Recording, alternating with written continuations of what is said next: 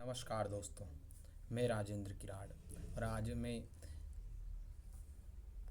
Discussion करूंगा world war 3 पर। क्या तीसरा विश्व युद्ध होने वाला है? क्या कौन कौन सी कंट्रीज में भाग लेगी?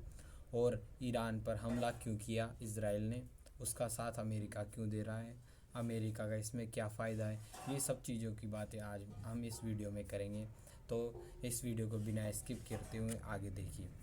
सबसे पहले बात है कि ये समस्या क्यों पैदा हुई, मिडिल ईस्ट में तनाव क्यों बढ़ रहा है, इसके कारण क्या है। कारण जानते हैं कि यह वर्ल्ड वॉर जैसा होने लग रहा है क्योंकि बहुत सारे देशों को, जो देश हैं ईरान के आसपास के, उन सबको लग रहा है कि यह वर्ल्ड वॉर 3 के तरफ जा रहा है और ये धीरे धीरे ये जो कॉन्फ्लिक्ट है बढ़ती जा रही है।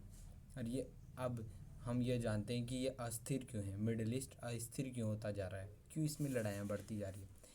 क्योंकि मिडिल ईस्ट पूरी दुनिया के लिए बहुत इम्पोर्टेंट है और यहाँ की जो एरिया है, ये जो कंट्रियाँ हैं वो इम्पोर्टेंट है। और सबसे इम्पोर्टेंट बात है कि इजराइल और अमेरिका के हमले में खामने की मौत होगी।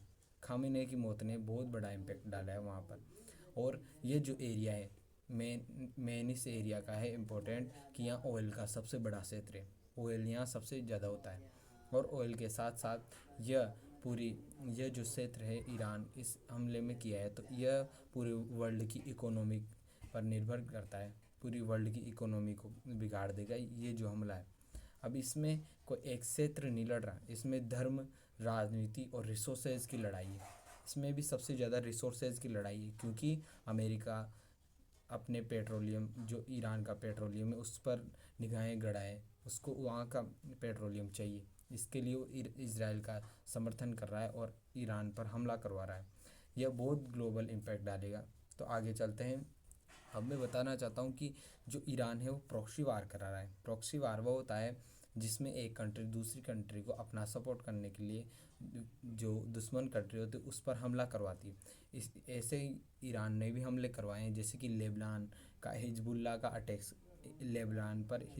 अटैक करवाया, यमन पर यहूतियों के साथ हमला करवाया और रेड सी में इंटरनेशनल, जो रेड सी है जिसमें इंटरनेशनल शिप्स हैं, उसका बहुत प्रभावित किया है। वो बहुत वहाँ का पेट्रोलियम रुक चुका है। और अमेरिका और वेस्ट कंट्रीज़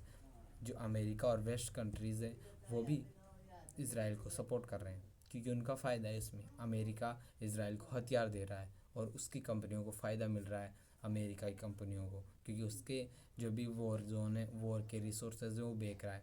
अब इससे आगे बढ़ते हैं क्योंकि पहली बार ऐसा हुआ है कि ईरान ने इसराइल पर मिसाइल ड्रोन से सीधे हमले कर दिए।